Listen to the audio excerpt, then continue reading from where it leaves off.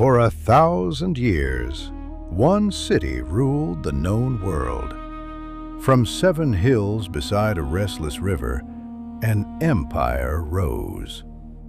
An empire that shaped the laws we live by, the words we speak, the world we know. This is the story of Rome.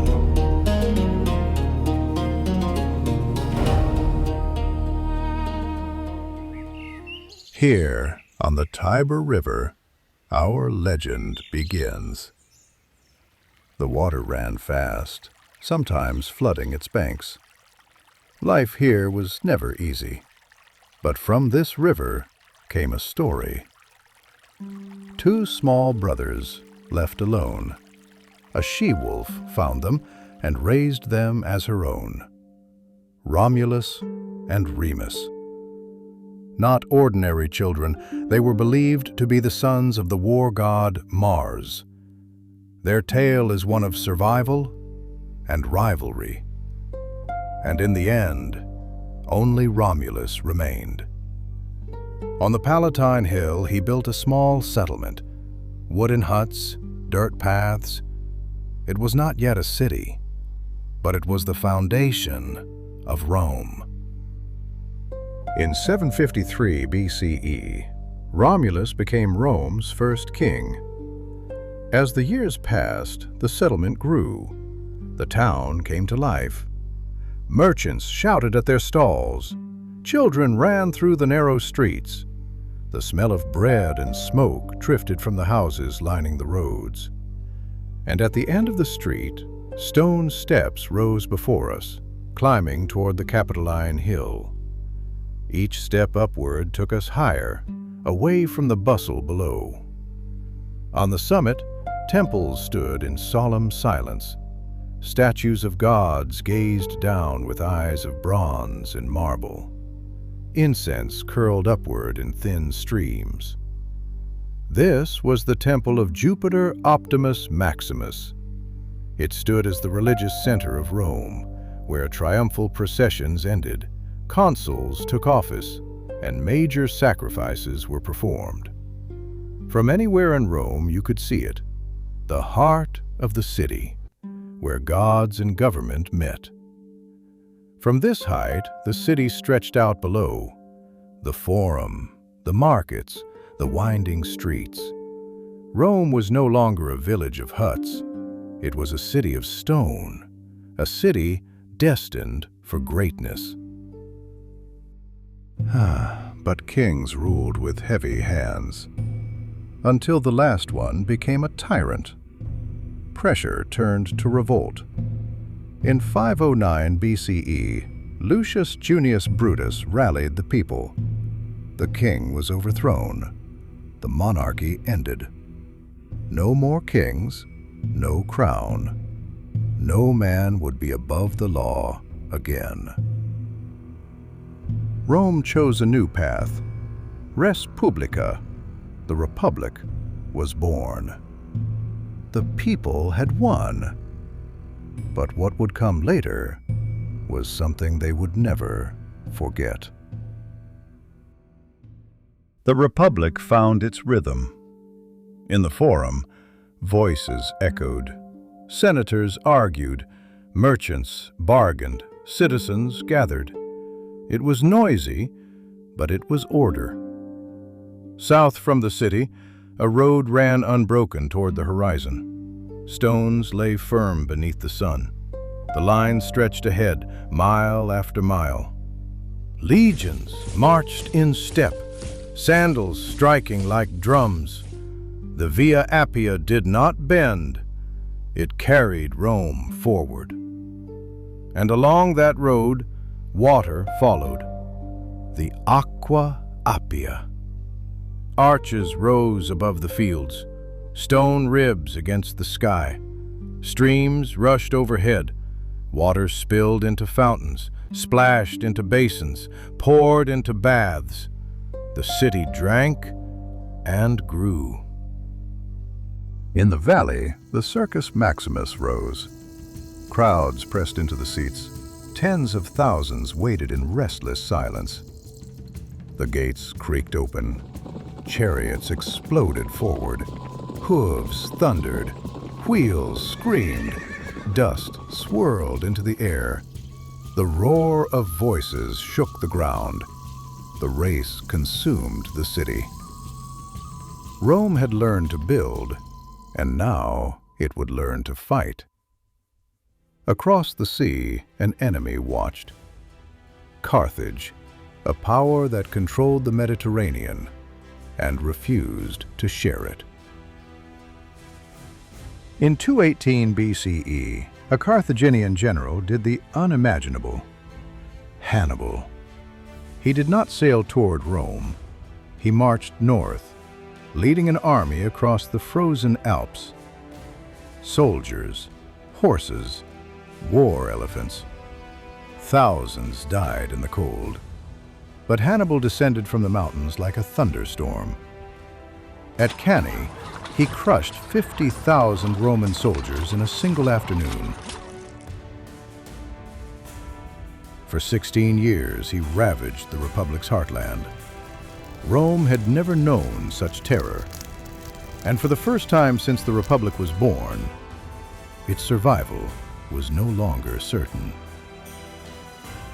But Rome showed its resilience, and it found a general who could match Hannibal.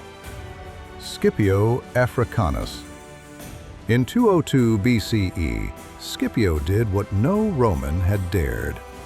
He sailed to North Africa and carried the war to Carthage's doorstep. Hannibal was forced to return home. At the Battle of Zama, the Carthaginian line broke. Hannibal, the man who had terrorized Rome for 16 years, was defeated. Carthage surrendered.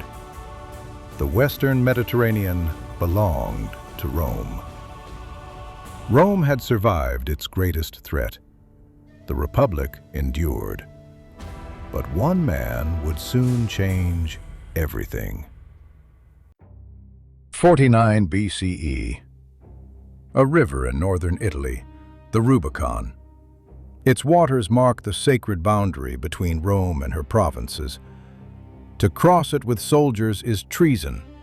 The punishment is death. On the riverbank, a general sits on his horse. His name is Julius Caesar. Behind him, hardened legions, veterans forged in years of conquest across Gaul, men who have followed him through blood and snow. Days earlier, the Senate commanded him to disarm, to face trial alone in Rome. He refused. Now, at the edge of the Rubicon, he pauses. He knows the law. He knows the risk. One step forward, and there is no turning back. The river churns beneath storm clouds. His men wait in silence. Caesar raises his hand. The die is cast. The legions march. Civil war erupts. For 3 years, Rome bleeds. But Caesar's legions cannot be broken. They have been forged by war. They know only victory. In the end, he seizes Rome itself. Dictator for life. The Republic is over. For 5 years, Rome belonged to Caesar. He reformed the calendar. He rewrote the laws. He brought order where chaos had ruled. In the heart of the city, he built a monument in his own name, the Forum Julium, a plaza paved in white stone, vast and gleaming beneath the sun. Around it stretched colonnades of marble. Statues of heroes and ancestors filled the space between columns. And at the center of this space rose a monument few could ignore, the equestrian statue of Caesar.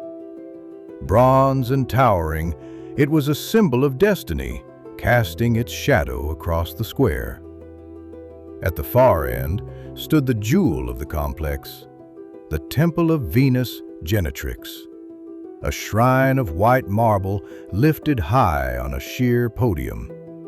Inside, treasures dazzled the eye, a golden statue of Cleopatra, gems carved with ancient artistry.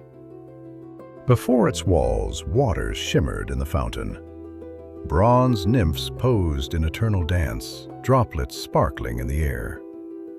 The sound of flowing water mingled with footsteps on stone, a rhythm of empire. To walk beneath its colonnades was to enter Caesar's vision, a forum not of the Republic's past, but of Rome's future. The Forum Julium was more than a square. It was a promise of empire. After Caesar's sudden death in 44 BCE, Rome was thrown into chaos. But from the ashes, one man rose, Caesar's heir, a young politician named Octavian. He did not promise glory. He did not promise conquest. He promised peace. In 27 BCE, the Senate gave him a new name, Augustus, the revered one, Rome's first emperor. Under Augustus, the wars stopped, the borders held. Trade flowed like water through the empire. Pax Romana, the Roman peace, spread across the Mediterranean like calm after a storm. The aqueducts that had fallen into ruin were restored. Water flowed again. He raised a tomb for himself, the Mausoleum of Augustus, round as the sun, tall as a temple. Evergreen cypress trees crowned the mound, their dark green rising tier by tier. On top of it, a colossal bronze statue of Augustus himself, watching over Rome. A promise carved in marble that his line would never end. Near the Tiber River, something vibrant stood tall against the sky. A shrine of marble, glowing with color and life. Walls blazed with paint, reds, blues, and golds shining in the sun. The Ara Pacis, altar of peace. At the center stood the altar itself, U-shaped, lifted high. Smoke curled upward as priests gathered, leading animals to sacrifice. The ritual bound Rome to the promise of peace. And around the altar stretched carved walls, reliefs alive with story. The Ara Pacis was a masterpiece, symbolizing the Pax Romana that followed decades of civil war. The Republic had been loud and restless. The Empire was quiet and unyielding. It seemed as if Rome had found its new form. Or so they thought.